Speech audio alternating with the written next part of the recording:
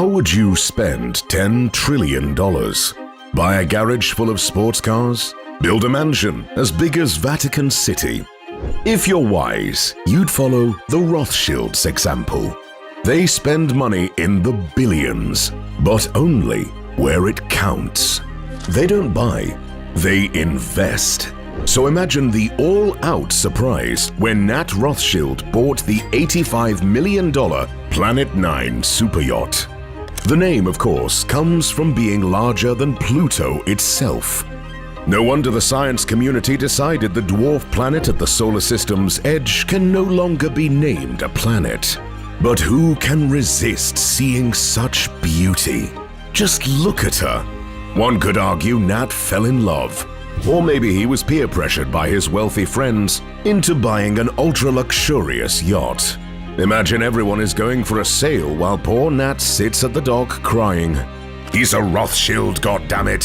He deserves better, nay, he deserves the best. Indeed, Nat's purchase was seen as a rarity by all, and several other Rothschilds voiced their concerns. Still, Baron Edmund de Rothschild's grandson was firm. This is not a luxury. This is an investment. After all, who said that investments can't have an ultra-luxurious VIP suite, an owner's deck worth half of London, and 9 other elegant cabins if you decide to host the G8 summit on your yacht?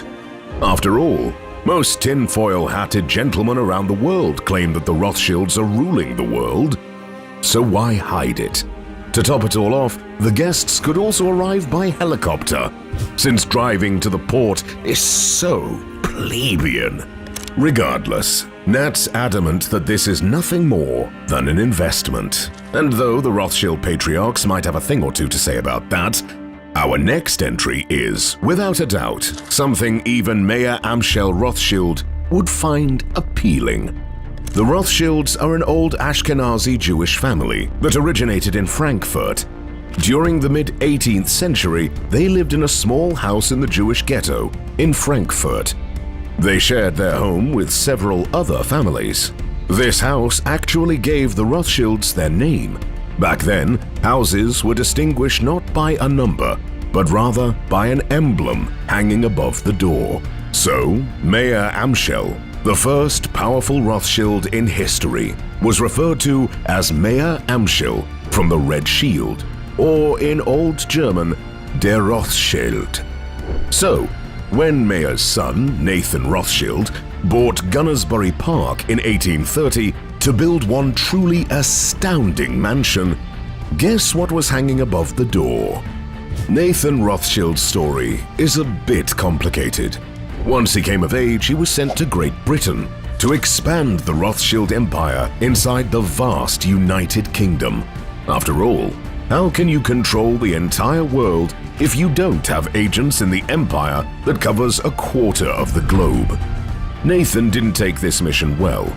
Initially, he thought his father was disappointed in him and was chasing him away in a new, hostile, and unknown land. It was only after Mayer died in 1812 that Nathan understood his father's decision. He sent Nathan not because he didn't trust him around the family business, but precisely because he trusted him to succeed on his own in this hostile environment. Thus, Nathan decided to build a mansion to commemorate his father and put his crescent on one of the most expensive buildings at the time. Therefore, the son, who was too late to show his father the gratitude he deserved, bought some land for £17,000, equivalent to roughly $3 million today, and built paradise.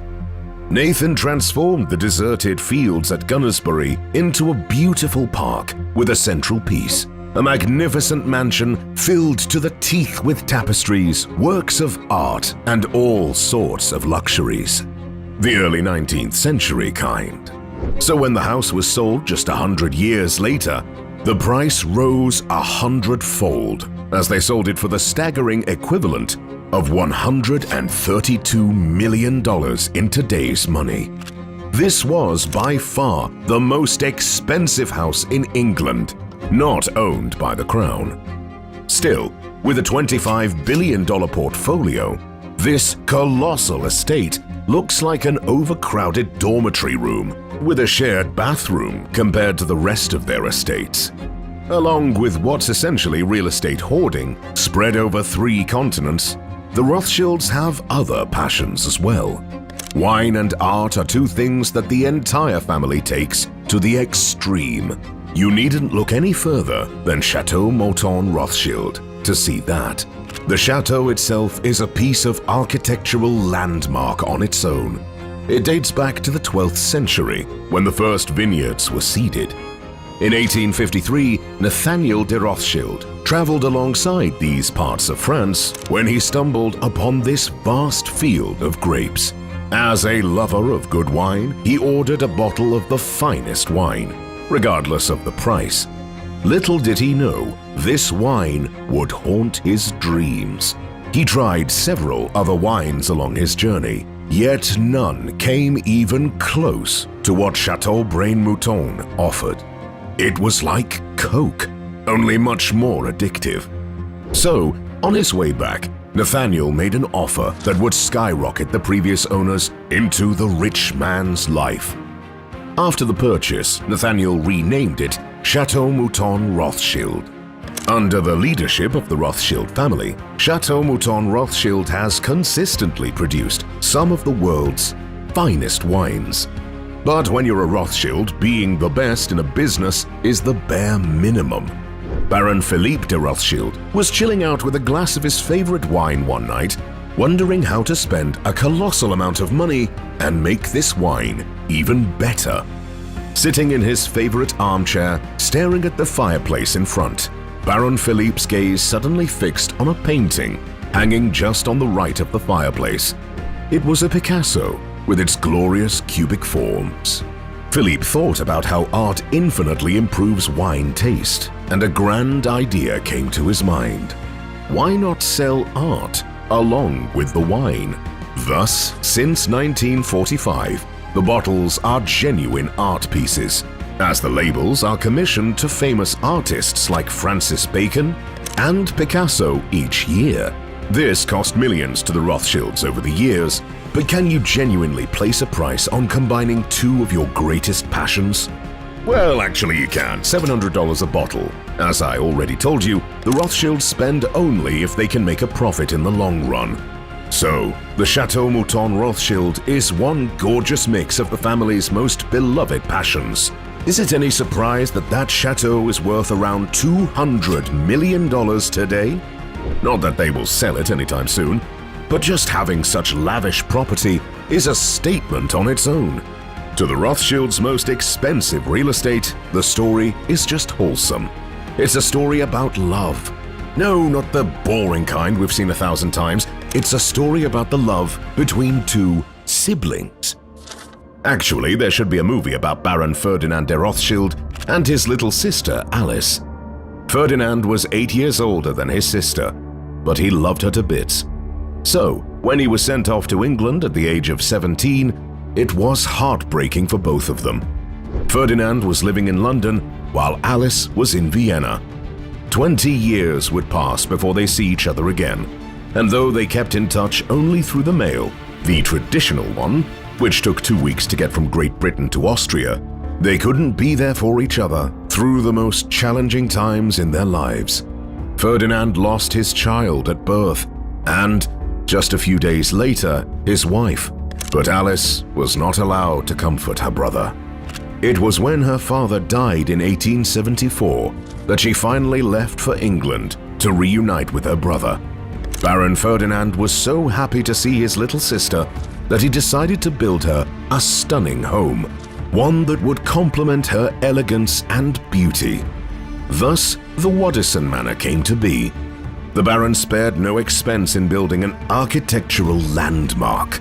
He invested 1.5 million British pounds, equivalent to 265 million USD today. There, Alice would spread her wings and become one of the biggest art collectors, socialites, and one of the most powerful women in the world at the time. She designed the home's interior and exterior, showcasing her class. But Waddesdon Manor was more than a home. It was a museum of Alice's and Ferdinand's extensive art collections. Tapestries, furniture, ceramics, books, and all sorts of treasures. Outside, the gardens cost Baron Ferdinand another fortune, as today the manor's grounds alone would have cost the owner $86 million. Still, that's a small price to pay for making your little sis happy, isn't it? Today, Waddesdon Manor is a museum of Alice's grand vision. There, the public can witness Baron Ferdinand and Alice's breathtaking art collections. Actually, if there is something in common between every single Rothschild, except, of course, with being five-dimensional lizards controlling the world with telekinetic powers, it is their love for art. The Rothschilds' collection could fill entire cities with priceless pieces of art. Though for insurance purposes, the main body of the art collection is valued at $2 billion. The whole art collection is truly priceless. There are tapestries from the Byzantine Empire, antiques that date back to William the Conqueror time, and some conspiracy theories even suggest that the family owns several religious artifacts like the Holy Grail, the original blueprints of Noah's Ark, and even locks of hair from Jesus Christ. Now that sounds preposterous, even for the world's most wealthy and influential family. Stepping back to reality, their art collection was truly astounding. And no wonder a small-time garage painter, who later became a bloodthirsty, power-hungry psychotic dictator, took a liking to the Rothschilds' art pieces. Though not too keen on wealthy Jewish families, he didn't mind taking a sizable chunk of their collection during France's occupation from Nazi Germany. The small man with huge ambitions and a silly moustache personally arrived to pick up the loot. 3,500 pieces went missing, and although some were returned after the war, the majority are still scattered around the world, waiting to be found. Who knows? If you find one, the Rothschilds may even reward you, or at least take you for a spin in their interdimensional spaceship. But enough about the Rothschilds' luxurious purchases. This opulent family truly spends their money on investments, a lot of them. Some more liberal bleach users are adamant that the Rothschilds have a controlling share of all major banks in the world. Someone called JP Morgan and let them know they no longer have their own bank. Still, the power of the Rothschilds is undeniable. They have control over some of the biggest companies in the world. Wherever there is money to be made, the Rothschilds have investments. This is from the days of old, when in 1769, the Rothschild patriarch Mayer Amschel Rothschild was hired by the crowned prince Wilhelm of Hesse. Once the young prince came into power in 1785, he appointed Mayer to manage his kingdom's finances as a court Jew. Yes, I know this title would raise an eyebrow or two these days, but back then, this was a rare honor. This was the highest position that any Jew may hope for in a Catholic-dominated Europe. Every wealthy aristocrat had a court Jew, whom they entrusted with managing their money. The Bible forbade lending money in exchange for profit. Most aristocrats in those days indeed had the moral compass of a drunken British soccer fan during a riot. But they had to keep their God-obeying appearance, or they risked losing not only the respect of their peers, but their lands and wealth as well. Many Jews, like the Rothschilds, saw this as an opportunity to gain vast riches. Mayer invested the money he earned in a bank. This became a trend, where reinvesting the riches brought even more dough. So today, everywhere you look, the Rothschilds are there. Gas and petrol, for example, Agora Oil and Gas is at the forefront of the industry. The company was bought for merely $370 million. Spare change, really. Today, the company is worth well over $1.4 billion. In just under a decade, Lord Rothschild made a cool billion-dollar profit for the family. Now, striking oil in the North Sea just months after the family took control of the company didn't exactly disprove conspiracy theorists that the Rothschilds have powers beyond our comprehension, but hey, it might just be luck. And with gas and oil prices soaring after the COVID pandemic, and the friendly neighborhood visit by Russia in Ukraine, this venture seems like a gold mine on its own. Still, while they did diversify their portfolio, the Rothschilds never forgot where their money came from initially. Banking indeed sounds like a good investment, especially if you have several $1 trillion in capital to secure your business. Their banking empire didn't grow without its fair share of controversies.